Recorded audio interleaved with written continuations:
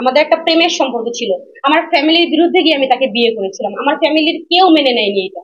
আমার বংশের মধ্যে মিডিয়াতে খুব কমই লোক আছে, তাদের সাথে কে ঢুকেছে, আপনারা তো ক্লিয়ার এটা, তাই না?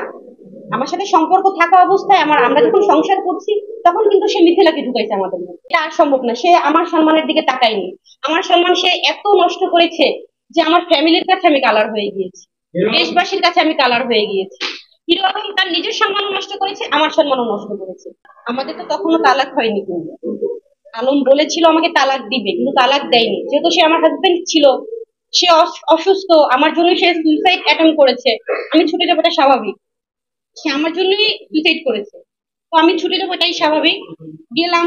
আমি আমি ভেবেছি সে পরিবর্তন হবে, কিন্তু তার মধ্যে আমি পরিবর্তন পাইনি। আমার কথা হচ্ছে, সে আমার এক্স হাজবেন্ড, আমি তার নামে কোনো বদনাম বলতে চাচ্ছি না, কিন্তু আমি সত্যিটা বলবো। সত্যিটা তো বলতেই হবে, কেন তার সংসার আমি প্রমাণ আপনারা আশা করি পাননি। আমাদেরকে কোনো আপত্তিকর অবস্থায় আপনারা পেয়েছেন কখনো? না, পাননি। ঠিক আছে, এটা ক্লিয়ার। সেখানে একটা কাজের বিষয় আমি গিয়েছি, বিরাজও কাজের বিষয় গিয়েছে। এখন আমরা সামনাসামনি কথা বলতেই পারি। আপনারা কি কোনো ভিডিও দেখেছেন যে আমরা কোনো আপত্তিকর অবস্থায় পেয়েছি আমাদেরকে? No, no. এখন আমাদেরকে দেখে কেউ ক্যামেরা বের করে ফেললো, ভিডিও করে ফেললো, কট দিল, এটা কটের বিষয়টা সম্পূর্ণই আলাদা। আপনারা দেখবেন কট বিষয় হচ্ছে আমাদেরকে একটা বন্ধ রুমে পেলো আপত্তিকর অবস্থায়, এইটা কট হবে। আমাদেরকে কিন্তু কখনোই কট দিতে পারে না সে, তারপরে কট কট বলছে। এটা তারই সম্মান সে নষ্ট করছে, আমি মনে করি। হিরো আলমের সম্মান সে নষ্ট করেছে।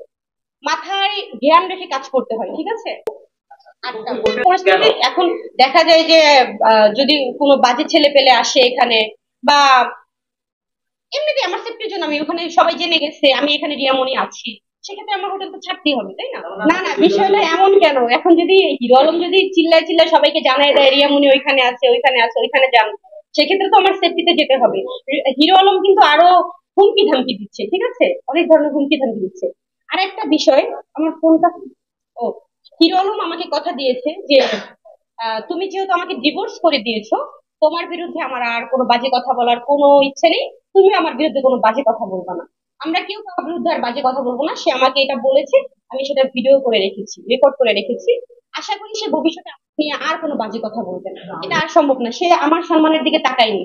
আমার সম্মান সে এত নষ্ট করেছে যে আমার ফ্যামিলির কাছে আমি কালার হয়ে গিয়েছি, দেশবাসীর কাছে আমি কালার হয়ে গিয়েছি।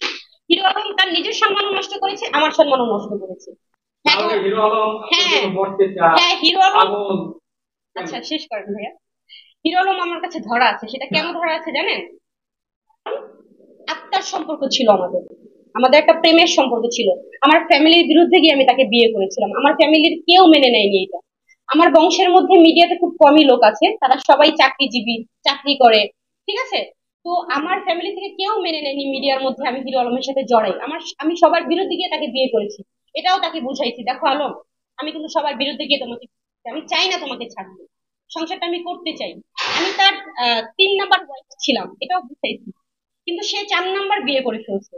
এই মিথিলা মেয়েটা তো সবাইকে তো বলছে যে আমাকে সে বিয়ে করেছে, বিয়ে করেছে। তাহলে তৃতীয় ব্যক্তি কে ঢুকেছে, আপনারা তো ক্লিয়ার এটা, তাই না? আমার সাথে সম্পর্ক থাকা অবস্থায় আমরা যখন সংসার করছি, তখন কিন্তু সে মিথিলাকে ঢুকাইছে আমাদের মধ্যে।